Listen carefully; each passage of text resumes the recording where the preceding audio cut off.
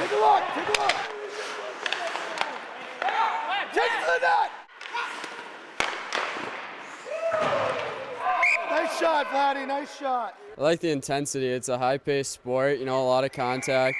Hey, hit, hit. A lot of contact. I fractured my collarbone last year. Sam Nelson with the Rochester, Minnesota IceHawks is one of the top goalies in the North American 3 Hockey League. I personally thrive on that pressure. I love it. To stay on top, Sam works hard to stay healthy. While some contact injuries may be tough for players to avoid, the IceHawks make special skills training and intense conditioning a high priority to help reduce the risk of other types of injuries. A lot of physical preparation, I got to stretch a ton. It's a lot of work to keep your body upright and healthy. Well, there's risk of injury in any sport. USA Hockey and Mayo Clinic Sports Medicine Center have come up with strategies to make the sport of ice hockey safer. And it really is a multifaceted approach. Mayo Clinic orthopedic surgeon Michael Stewart knows the game and its athletes' health better than most. He's the USA men's Olympic team physician and the chief medical and safety officer for USA Hockey, an organization with more than 500,000 amateur players of all ages. Sam and the IceHawks have another resource that helps them reduce the risk of injuries while also sharpening their skills. The Mayo Clinic Sports Medicine Program's collaboration with Exos, a performance training system for athletes at all levels. Mayo Clinic Sports Medicine has a team approach, and we have physicians, athletic trainers, physical therapists, nutritionists, a hockey performance specialist, and then strength and conditioning coaches. For a skater, it's really important to have strong hips, glutes, quadriceps, and hamstrings.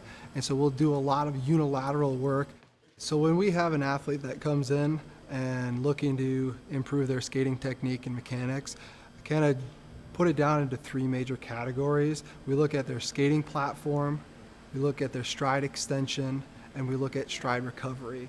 Hockey performance specialist Sean Vinn says training athletes to pay attention to things like knee position and hip alignment strengthens healthy habits and builds the skills to make them better. So not only is having good technique and good form part of injury prevention because we're in a very stable and balanced, powerful position, but it's also helping increase stride efficiency, power, and overall speed of the skater.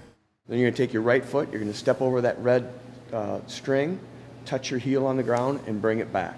Our physical therapists, athletic trainers, Exos colleagues are very skilled at analyzing movement, determine if there's any asymmetries or any type of deficiencies that can be corrected before an injury occurs.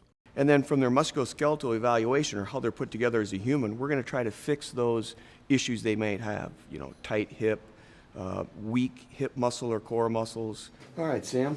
So let me know if this bugs you. Physical therapist Joe Eischen determined that Sam's hip flexibility is being limited by tightness in a critical group of muscles. Therapy and targeted stretching will lower his risk of injury while giving him more freedom to move in the net. As you might expect, hockey players burn a lot of calories. Complex carbohydrates are a good start, but competitive athletes need a healthy balance. So you want high-quality protein sources like chicken and turkey and fish and eggs and those sorts of things. But then we also want to include those healthy fats that come from things like olive oil, avocados, almonds and walnuts and flaxseed and those types of products. Athletic performance dietitian Luke Corey says proper hydration is also essential. He tells athletes to drink half their body weight in ounces each day, so 80 ounces of water for a 160-pound hockey player. Injured athletes may also want to season their diet with some natural remedies. Different herbs and spices like curry powder, turmeric, garlic, and cinnamon can help reduce that inflammation, which speeds up the healing process. Proper safety gear like helmets and mouth guards, that's a given. Dr. Stewart says it's also possible to train athletes to avoid and prevent most dangerous situations.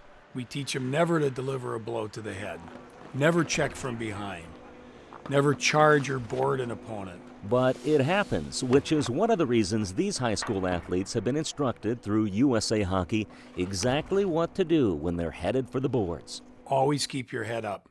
That's the Heads Up, Don't Duck program, which is designed to prevent or at least reduce the risk of cervical spine or neck injury in ice hockey.